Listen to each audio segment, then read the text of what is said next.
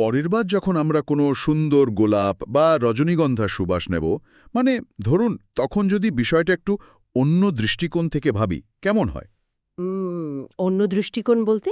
মানে অনেকেই হয়তো ভাবেন যে তারা প্রকৃতির এক অপরূপ সৌন্দর্যের স্বাদ নিচ্ছেন, কিন্তু আসলে তারা তাদের নাকটি এমন একটি অত্যাধুনিক, বলা যায় নির্মম এবং নিখুঁতভাবে পরিচালিত প্রজনন কারখানার ভেতরে ঢুকিয়ে দিচ্ছেন, যার ভেতরের নকশা যে কোনো সায়েন্স ফিকশনকেও হার মানাবে। হ্যাঁ, একদম মাথা নষ্ট করা একটা ব্যাপার। আচ্ছা, বিষয়টা একটু ভেঙে দেখা যাক। আমাদের আজকের এই বিস্তারিত বিশ্লেষণে আমরা ঘাটাঘাটি করছি বেশ কিছু বৈজ্ঞানিক প্রবন্ধ আর একটা অত্যন্ত গুরুত্বপূর্ণ পাঠ্যবইয়ের অধ্যায় নিয়ে। অধ্যায়টার নাম হল সপুষ্পক উদ্ভিদের যৌন জনন বা sexual reproduction in flowering plants. যারা বিজ্ঞান নিয়ে পড়ছে, বিশেষ করে বটানি, তাদের জন্য কিন্তু এটা একটা দারুণ টপিক। একদম তাই।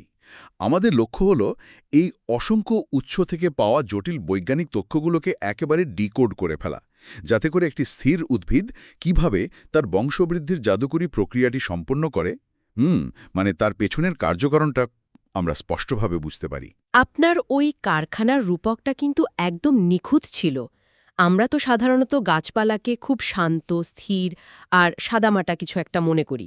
মনে হয় যেন এক জায়গায় দাঁড়িয়েই জীবন কাটিয়ে দিচ্ছে। হ্যাঁ, তাই তো মনে হয়। কিন্তু আসলে একটি সাধারণ উদ্ভিদ তার নিজের অস্তিত্ব টিকিয়ে রাখার জন্য, মানে হাজার হাজার মাইল দূরে নিজের ভবিষ্যৎ প্রজন্মকে ছড়িয়ে দেওয়ার জন্য ঠিক কতটা সূক্ষ্ম আর আক্রমণাত্মক কাঠামোর আশ্রয় নেয় তা জানলে যে কোনো প্রকৌশলীরও মাথা ঘুরে যাবে। বাপরে! হ্যাঁ, এদের প্রজনন প্রক্রিয়ার ভেতরে যে নিখুঁত বায়োলজিক্যাল ইঞ্জিনিয়ারিং রয়েছে তা মানবসৃষ্ট যে কোনো আধুনিক প্রযুক্তির চেয়েও অনেক বেশি উন্নত। দারুণ একটা পয়েন্ট। তো এই অত্যাধুনিক কারখানার একেবারে আণবিক পর্যায়ে ঢোকার আগে আমি আমাদের উৎসে থাকা একটা দারুণ ঐতিহাসিক প্রেক্ষাপট নিয়ে কথা বলতে চাই। আচ্ছা, বলুন। কারণ বিজ্ঞানের পেছনের মানুষগুলোকে জানলে পুরো বিষয়টার বিশালতা আরও ভালোভাবে বোঝা যায়। আমাদের গবেষণাপত্রগুলোতে একজন কিংবদন্তি বিজ্ঞানীর কথা বারবার উঠে এসছে, ডক্টর পঞ্চানন মাহেশ্বরী। ও হ্যাঁ, ডক্টর পঞ্চানন মাহেশ্বরী। তিনি শুধু ভারতবর্ষের নয়, বরং সমগ্র বিশ্বের উদ্ভিদ বিজ্ঞানের ইতিহাসে একজন যুগান্তকারী নক্ষত্র। ১৯০৪ সালে ওনার জন্ম। উনার জীবনের একটা ঘটনা তো রীতিমতো অনুপ্রেরণামূলক, তাই না? একদম। উচ্চশিক্ষার জন্য যখন তিনি এলাহাবাদে যান, তখন তার একজন আমেরিকান মিশনারি শিক্ষক ছিলেন, ডক্টর ডব্লিউ ড্যাজিয়ান। তো তিনি একবার কথায় কথায় বলেছিলেন যে একজন ছাত্র যখন তার শিক্ষকের চেয়েও জ্ঞান আর সাফল্যে অনেক দূর এগিয়ে যায়, হ্যাঁ। তখন একজন শিক্ষকের এর চেয়ে বড় আত্মতৃপ্তি আর কিছুতে হতে পারে না। আর এই একটা সাধারণ কথাই ডক্টর মাহেশ্বরী জীবনের মোড় ঘুরিয়ে দিয়েছিল। মানে উনি ভাবতে শুরু করলেন কিভাবে তিনি তার শিক্ষকের এই কথার চূড়ান্ত প্রতিদান দিতে পারেন। তিনি নিজের পুরো জীবনটা বোটানির গবেষণায় উৎসর্গ করে দিলেন। ঠিক তাই। একজন শিক্ষকের একটিমাত্র কথা কিভাবে একজন ছাত্রকে আস্ত একটি বৈজ্ঞানিক সাম্রাজ্য গড়ে তুলতে অনুপ্রাণিত করতে পারে তা সত্যি অসাধারণ। কিন্তু তিনি ঠিক কী এমন আবিষ্কার করেছিলেন যা তাকে এতটা বিখ্যাত করে তুলল? তার সবচেয়ে বড় অবদান ছিল টিস্যু কালচার বা কলাকর্ষণ এবং টেস্ট টিউব ফার্টিলাইজেশনের ক্ষেত্রে।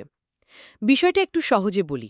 ধরুন, একটি গাছ কোনো এক ভাইরাসে আক্রান্ত। আচ্ছা। এখন সাধারণ নিয়মে ওই গাছের বীজ থেকে যে নতুন গাছ হবে সেটিও দুর্বল হতে পারে। কিন্তু ডক্টর মাহেশ্বরী এবং তার দল দেখালেন যে গাছের একেবারে ভেতরের সুস্থ কোষ সংগ্রহ করে, মানে ল্যাবরেটরিতে?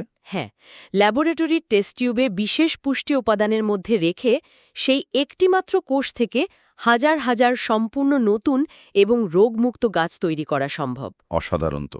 এই পদ্ধতিটি আধুনিক কৃষিবিজ্ঞানের অন্যতম বড় একটি হাতিয়ার। আজ আমরা যে উচ্চ ফলনশীল জাতের ফসল বা রোগমুক্ত উদ্ভিদ পাচ্ছি, তার পেছনে এই কৃত্রিমভাবে ভ্রূণ তৈরির গবেষণায় প্রধান ভিত্তি হিসেবে কাজ করেছে। অর্থাৎ তিনি শুধু উদ্ভিদের গঠন পর্যবেক্ষণ করেননি, বরং উদ্ভিদের বৃদ্ধি পাওয়া নিয়মাবলীকে মানুষের প্রয়োজনে কাজে লাগিয়েছেন। তো এই অনুপ্রেরণার গল্পটা মাথায় রেখে এবার আমরা ওই ফুলের কারখানা বা নিষেকের পূর্ববর্তী পর্বে প্রবেশ করতে পারি। মানে প্রি ফার্টিলাইজেশন পর্ব। হ্যাঁ, মানে ফুল ফোটার আগেই ভেতরে ভেতরে কী সব প্রস্তুতি চলতে থাকে। আমি দেখতে পাচ্ছি এখানে পুরুষ প্রজনন অঙ্গকে বলা হচ্ছে অ্যান্ড্রোসিয়াম। তো প্রশ্ন হল, উদ্ভিদের মতো নিশ্চল একটি প্রাণী কিভাবে তার জেনেটিক কোড নিরাপদে অন্য জায়গায় পাঠানোর ব্যবস্থা করে? এর ভেতরের যন্ত্রপাতিগুলো আসলে কিভাবে কাজ করে? ফুলের এই পুরুষ প্রজনন অঙ্গটির একককে বলা হয় স্ট্যামেন বা পুংকেশর। একে আমরা কারখানার প্রোডাকশন লাইন হিসেবে কল্পনা করতে পারি। এর দুটো প্রধান অংশ থাকে। কি কি? একটি হল লম্বা দণ্ডের মতো অংশ, যাকে ফিলামেন্ট বলে। এটি মূলত মূল কারখানাকে উঁচুতে ধরে রাখে, যাতে বাতাস বা পতঙ্গ সহজে পৌঁছাতে পারে।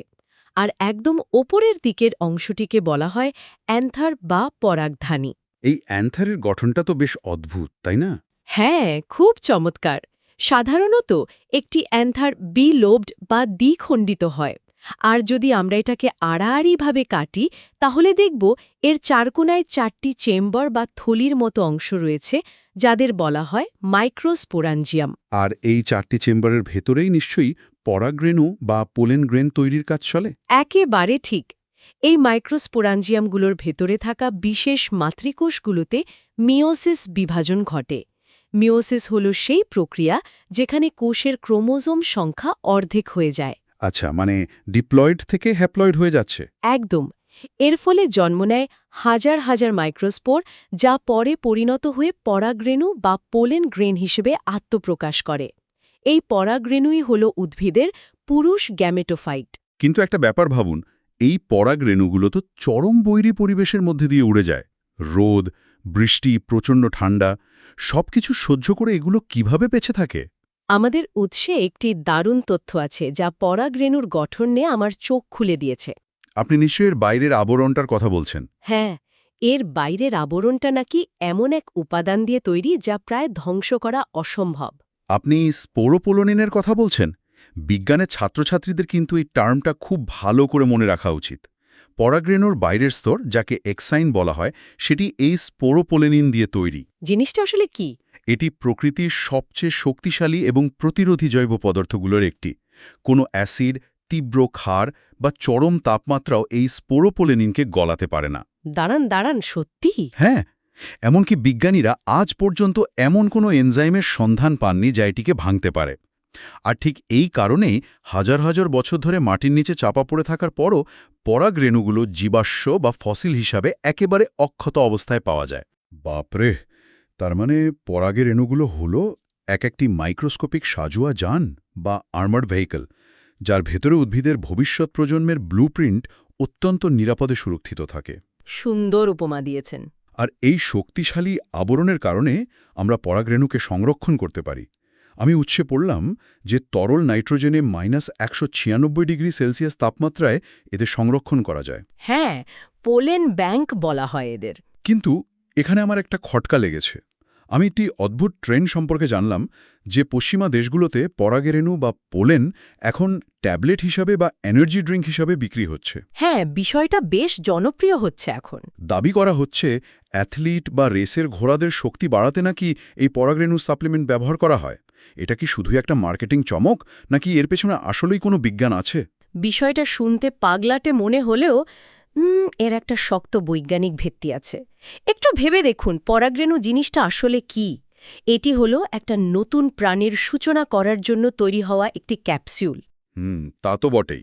তাই স্বাভাবিকভাবে ছোট্ট এই রেণুটের ভেতরে কার্বোহাইড্রেট, প্রোটিন, অ্যামাইনো অ্যাসিড এবং নানা রকম এনজাইম একেবারে ঠাসা থাকে। এটি আক্ষরিক অর্থেই একটি এনার্জি বোম। আচ্ছা। হ্যাঁ, যদিও এটি খাওয়ার ফলে রেসের ঘোড়া আসলেই জোরে দৌড়াবে কিনা তা নিয়ে বিতর্ক থাকতে পারে, কিন্তু একটি অত্যন্ত পুষ্টিকর উপাদান হিসেবে পরাগরেণুর গুণগত মান নিয়ে বিজ্ঞানীদের কোনো সন্দেহ নেই। তো এই সাজোয়া যান বা পরাগরেণুর কথা তো জানলাম, এগুলো বাতাসে বা পতঙ্গের মাধ্যমে চারদিকে ছড়িয়ে পড়ছে। কিন্তু একটু দাঁড়াই, এখানে একটা বড় প্রশ্ন মাথায় আসছে। কি প্রশ্ন? ধরুন একটা আমের বাগানের পাশেই একটা কাঁঠাল গাছ আছে। কাঁঠাল গাছের পরাগরেণু বাতাসে উড়ে এসে আমের মুকুলে তো পড়তেই পারে, কিন্তু তাই বলে তো আম গাছে কাঁঠাল ধরে না। হ্যাঁ, না, তা ধরে না। তার মানে স্ত্রী প্রজনন অঙ্গটি নিশ্চয়ই এমন কোনো বায়োলজিক্যাল পাসওয়ার্ড ব্যবহার করে যা দিয়ে সে শুধু নিজের জাতের পরাগরেণুকেই গ্রহণ করতে পারে। দারুণ একটি জায়গায় স্পর্শ করেছেন।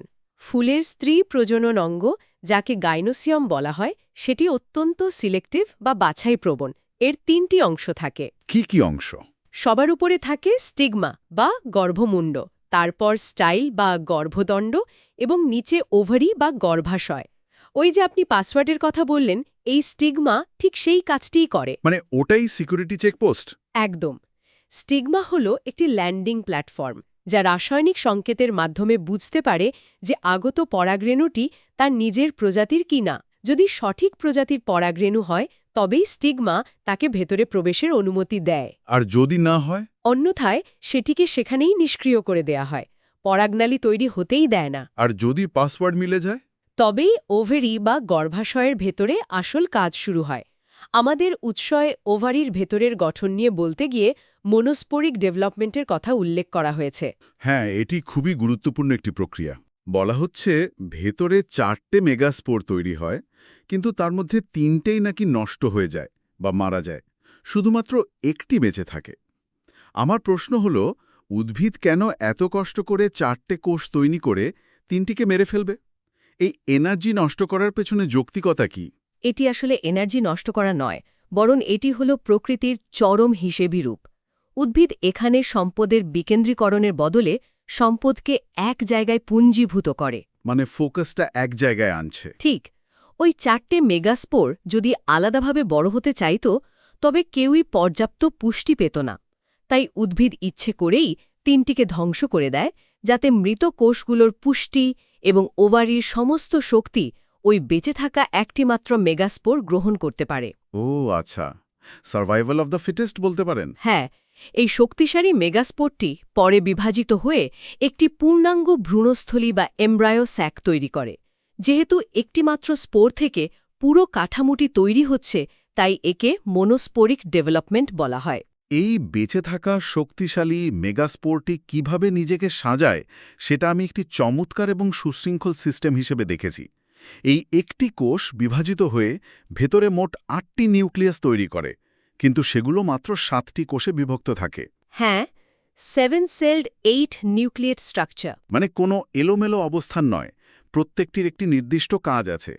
আমি দেখতে পাচ্ছি এক প্রান্তে রয়েছে ডিম্বাণু বা এগসেল, যা হলো আমাদের মূল লক্ষ্যবস্তু। আর এই ডিম্বাণুর দুই পাশে থাকে দুটি সহকারী কোষ বা সিনার্জিড। এই সিনার্জিডগুলোর কাজ কি? এদের কাজটা খুব ইন্টারেস্টিং। এরা কি কোনো রানওয়ে কন্ট্রোলারের মতো কাজ করে, যারা সিগন্যাল দিয়ে পরাগরেণুকে সঠিক জায়গায় ল্যান্ড করাচ্ছে? আপনার এই রানওয়ে কন্ট্রোলারের রূপকটি বৈজ্ঞানিকভাবে একদম সঠিক।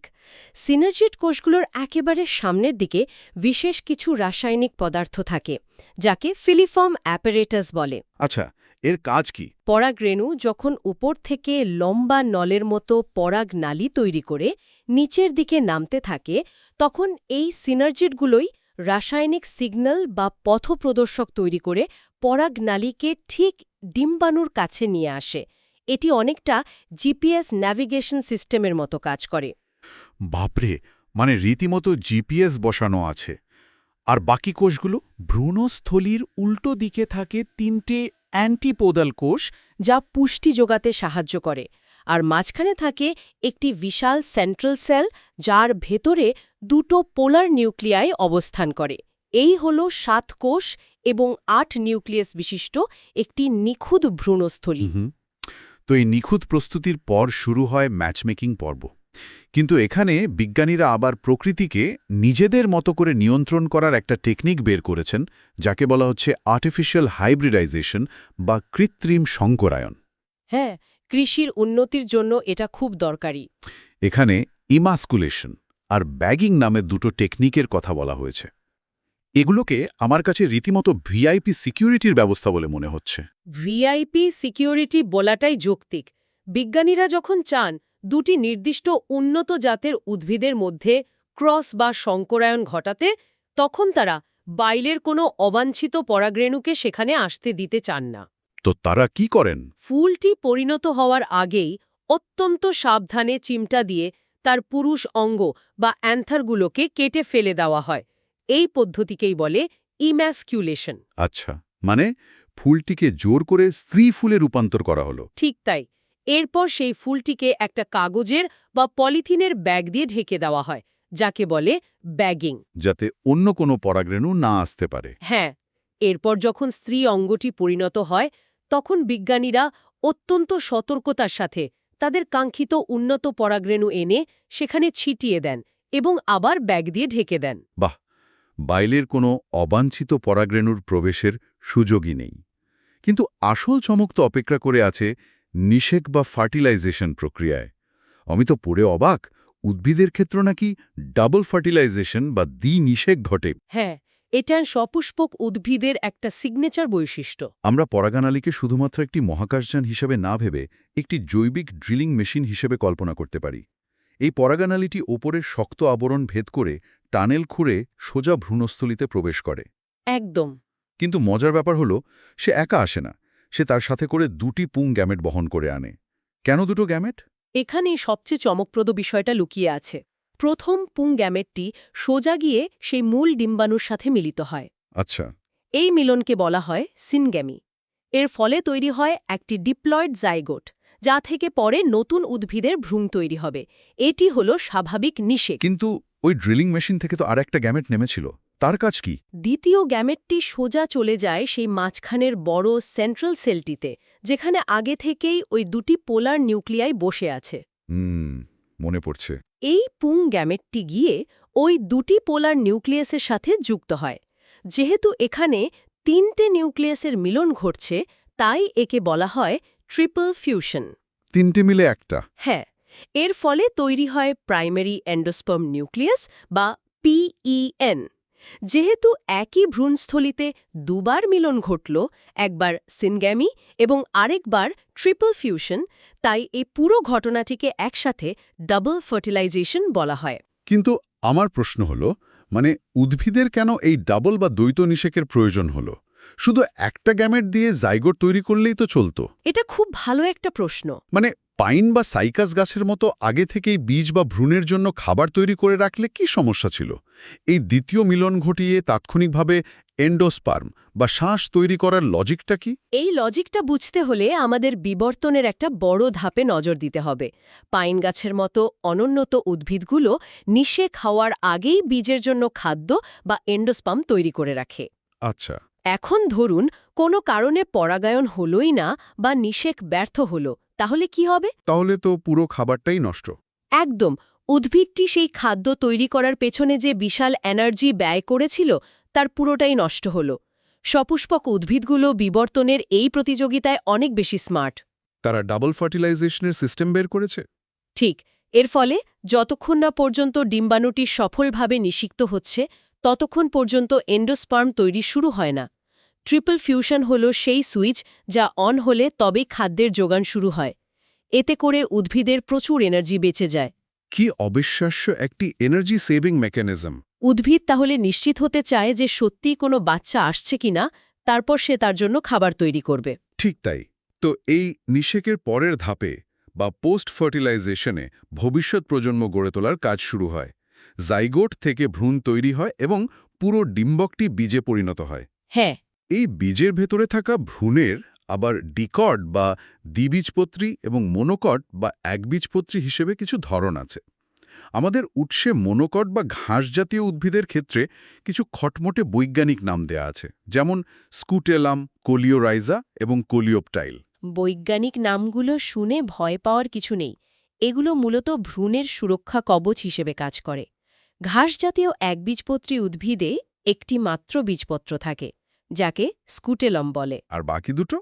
ওই যে কোলিওরাইজা বা কোলিওপটাইলের কথা বললেন, এগুলোকে আপনি বিল্ট ইন হেলমেট বা বর্ম হিসেবে চিন্তা করতে পারেন। হেলমেট কিভাবে? যখন একটি বীজ মাটি ফুঁড়ে প্রথম তার শেকড় বা ভ্রূণমূল বের করে, তখন মাটির ঘর্ষণে সেটি তো নষ্ট হয়ে যেতে পারে।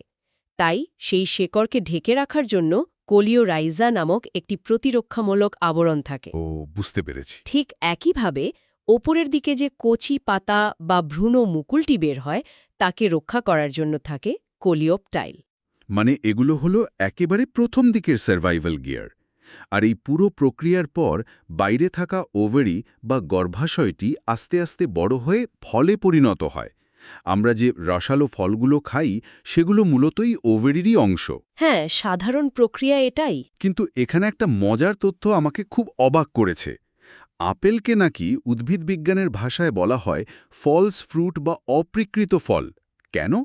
আপেল তো আমাদের সবার প্রিয় এবং একেবারে খাঁটি একটা ফল, তাকে ফলস বলার কারণ কি? বৈজ্ঞানিক দৃষ্টিকোণ থেকে নিষেকের পর ফলের মূল কাজ হল বীজকে সুরক্ষিত রাখা, আর স্বাভাবিক নিয়মে শুধু ওভারি বা গর্ভাশয়টি ফুলে ফেপে রসালো ফলে পরিণত হয়। তাহলে আপেলের ক্ষেত্রে কি হয়? আপেল, স্ট্রবেরি বা কাজু বাদামের ক্ষেত্রে ঘটনাটা ভিন্ন। এদের ওভারিটি ফলের একেবারে ভেতরের দিকে একটি শক্ত কাগজের মতো আবরণে পরিণত হয়, যা আমরা আপেল খাওয়ার সময় ফেলে দিই। দাঁড়ান, তাহলে আমরা আপেলের যে অংশটা খাই ওটা কি? আপেলের যে রসালো সুস্বাদু অংশটি আমরা কামড়ে খাই, সেটি আসলে ওভারি নয়, সেটি হল ফুলের একেবারে নিচের অংশ, যাকে থ্যালামাস বা পুষ্পাক্ষ বলা হয়। সিরিয়াসলি? হ্যাঁ, থ্যালামাস ফুলে উঠে এই ফলটি তৈরি করে। যেহেতু ওভারি ছাড়া ফুলের অন্য একটি অংশ ফলের প্রধান অংশ তৈরি করছে, তাই উদ্ভিদবিজ্ঞানীরা একে ফলস ফ্রুট বলে ডাকেন। এই বিষয়টা জানার পর আপেল খাওয়ার অভিজ্ঞতা আর কখনো আগের মতো হবে না। তো আমরা জানলাম কিভাবে দুই ধরনের গ্যামেটের মিলনে বীজ ও ফল তৈরি হয়। একদম। কিন্তু আমাদের ঘাটাঘাটি করাই বৈজ্ঞানিক তথ্যের স্তূপে এমন একটা জিনিস পেয়েছি যা আমার মাথা পুরোপুরি ঘুরিয়ে দিয়েছে। অ্যাপোমিক্সিস। হ্যাঁ, এটা বোটানির একটা বিশাল চমক। এটি এমন এক অদ্ভুত প্রক্রিয়া যেখানে কোনো নিষেক ধারায় বীজ উৎপন্ন হয়। মানে আমরা এতক্ষণ ধরে পরাগরেণু, পরাগনালীর ড্রিলিং, পাসওয়ার্ড, ডাবল ফার্টিলাইজেশন, এত সব জটিল মেকানিজম নিয়ে কথা বললাম, আর এখন দেখছি উদ্ভিদ এসব কিছু ধারে না। হাহা, ঠিক ধরেছেন। এটি হল প্রকৃতির একটি অসাধারণ লুপহোল বা ব্যতিক্রম। ঘাসজাতীয় কিছু উদ্ভিদ এবং অ্যাস্টেরেসি গোত্রের কিছু উদ্ভিদে এই ঘটনাটি দেখা যায়। এটা কাজ করে কিভাবে? স্বাভাবিক নিয়মে বীজ তৈরি হতে গেলে পরাগায়ন এবং দুটি গ্যামেটের মিলন বাধ্যতামূলক। কিন্তু অ্যাপোমিক্সিস প্রক্রিয়ায় ওভারির ভেতরের কোনো একটি কোষ, মিওসিস বিভাজন এবং নিষেধ, এই দুটি ধাপকে পুরোপুরি বাইপাস করে সরাসরি একটি ভ্রূণে পরিণত হয়। তার মানে কোনো জেনেটিক মিক্সিং হচ্ছে না? না, অর্থাৎ এটি দেখতে অবিকল বীজের মতো হলেও এর ভেতরে কোনো জেনেটিক সংমিশ্রণ ঘটেনি। এক কথায় বলতে গেলে উদ্ভিদ এখানে কোনো সঙ্গীর সাহায্য ছাড়াই নিজের একটি হুবহু ক্লোন তৈরি করে ফেলছে বীজের মাধ্যমে। বাপরে, এটা তো প্রকৃতির একটা চিট কোড ব্যবহার করার মতো। এর ইম্প্যাক্ট তো বিশাল হতে পারে, কারণ উদ্ভিদ যদি এভাবে নিজের ক্লোন তৈরি করতে পারে তাহলে তো কৃষিক্ষেত্রে একটা বিপ্লব ঘটিয়ে দিতে পারে। ঠিক তাই। আমরা তো জানি যে হাইব্রিড বীজ প্রতি বছর কৃষকদের নতুন করে কিনতে হয়। একেবারে নিখুঁত একটি সংযোগ তৈরি করেছেন। বর্তমানে কৃষকদের অন্যতম বড় সমস্যা হল হাইব্রিড বীজ। কেন বলুন তো? হাইব্রিড বীজের প্রথম ফলন খুব ভালো হয়, কিন্তু সেই গাছের বীজ যদি পরের বছর আবার জমিতে বোনা হয়, তবে সেই হাইব্রিড বৈশিষ্ট্যগুলো ভেঙে যায়। ফলন আর আগের মতো থাকে না। ও তাই? কৃষকদের বাধ্য হয়ে প্রতি বছর চড়া দামে নতুন হাইব্রিড বীজ কিনতে হয়? একদম। এখন বিজ্ঞানীরা ভাবছেন, যদি এই অ্যাপোমিক্সিস জিনটিকে কোনোভাবে আমাদের প্রধান ফসল, যেমন ধরুন ধান বা গমের মধ্যে ঢুকিয়ে দেওয়া যায়, তাহলে কি হবে? তাহলে কৃষকরা একবার হাইব্রিড বীজ কিনলেই হবে? হ্যাঁ, সেই গাছ থেকে পাওয়া অ্যাপোমেকটিক বীজকে তারা বছরের পর বছর হুবহু একই মানের ফসল ফলাতে পারবেন। তাদের আর বীজ কিনতে হবে না। এবং ঠিক এর সাথে যুক্ত আরেকটি বিষয় হল পলি এমব্রায়োনি, যেখানে একটি বীজের ভেতরে একাধিক ভ্রূণ তৈরি হয়, যেমনটা লেবু বা কমলা লেবুর ক্ষেত্রে দেখা যায়। হ্যাঁ। একটি বীজ মাটিতে পুঁতলে সেখান থেকে একাধিক চারা বেরিয়ে আসতে পারে। হ্যাঁ, লেবু জাতীয় ফলের ক্ষেত্রে ওভারির ভেতরে সাধারণ কোষগুলো হঠাৎ করেই বিভাজিত হতে শুরু করে এবং একাধিক ভ্রূণে পরিণত হয়। এটিও ক্লোনিংয়েরই আরেকটি চমকপ্রদ রূপ। এই অবিশ্বাস্য একটা যাত্রা ছিল আজকের এই আলোচনা। একটি ছোট্ট ধ্বংসযোগ্য পরাগরেণুর গঠন থেকে শুরু করে রাসায়নিক সিগন্যালের রানওয়ে, ডাবল ফার্টিলাইজেশনের মাধ্যমে এনার্জি সেভিং, হ্যাঁ, এবং সবশেষে অ্যাপোমিক্সিসের মতো প্রকৃতির চিট কোড ব্যবহার করে নিজের ক্লোন তৈরি করা, সবকিছুই জানলাম। আমরা যদি এই মাইক্রোস্কোপিক দুনিয়াটির দিকে বৃহত্তর প্রেক্ষাপটে তাকাই, তাহলে বুঝতে পারব যে ফুলের ভেতরের এই জটিল কারখানাটি আমাদের পৃথিবীর সমগ্র খাদ্য ব্যবস্থা এবং বাস্তুতন্ত্রের মূল চালিকা শক্তি। সত্যি তাই। আজ আমরা যে ভাত, রুটি, ফলমূল খাচ্ছি, তার প্রতিটি ক্যালোরি আমাদের প্লেটে এসে পৌঁছাচ্ছে উদ্ভিদের এই জাদুকরী প্রজনন প্রক্রিয়ার কারণে। ফুল শুধু আমাদের চোখের আনন্দ দেওয়ার জন্যই ফুটে থাকে না, এটি পৃথিবীতে জীবন টিকিয়ে রাখার সবচেয়ে কার্যকরী এবং নিখুঁত একটি মেকানিজম। খুব সুন্দর বলেছেন। একটি ছোট্ট ফুল যে এত বড় একটি বৈজ্ঞানিক সাম্রাজ্য নিজের ভেতরে লুকিয়ে রাখতে পারে তা সত্যি ভাবনার বিষয়। আজকের এই আলোচনা থেকে আমরা অনেক গুরুত্বপূর্ণ অন্তর্দৃষ্টি পেয়েছি। তা তো বটেই। কিন্তু শেষ করার আগে আমি একটি গভীর এবং কিছুটা অস্বস্তিকর চিন্তার জায়গা রেখে যেতে চাই। একটু আগেই আমরা অ্যাপোমিক্সিস নিয়ে কথা বলছিলাম, সঙ্গী ছাড়াই নিজের ক্লোন বীজ তৈরি করার ক্ষমতা, যা কৃষকদের প্রতি বছর বীজ কেনার হাত থেকে বাঁচাতে পারে। হুম। কিন্তু যদি ভবিষ্যতে আমরা পুরোপুরি এই ক্লোন করা বীজের উপরই নির্ভরশীল হয়ে পড়ি, তবে এর দীর্ঘমেয়াদী প্রভাব কী হতে পারে? এর ফলে কি আমাদের ফসলের প্রাকৃতিক জিনগত বৈচিত্র্য চিরতরে হারিয়ে যাবে? এটা একটা চিন্তার বিষয়। এবং অজানা কোনো একটি মাত্র নতুন রোগ এসে কি পৃথিবীর সমস্ত ফসল এক নিমেষে ধ্বংস করে দেবে? নাকি এটি হবে বিশ্বজুড়ে ক্রমাগত বাড়তে থাকা জনসংখ্যার খাদ্যাভাব মেটানোর চূড়ান্ত সমাধান? এটি এমন একটি প্রশ্ন যার উত্তর আমাদের ভবিষ্যৎ নির্ধারণ করবে। অন্তত পরের বার কোনো ফুলের দিকে তাকালে এই প্রশ্নগুলো নিশ্চয়ই মনে উকি দেবে।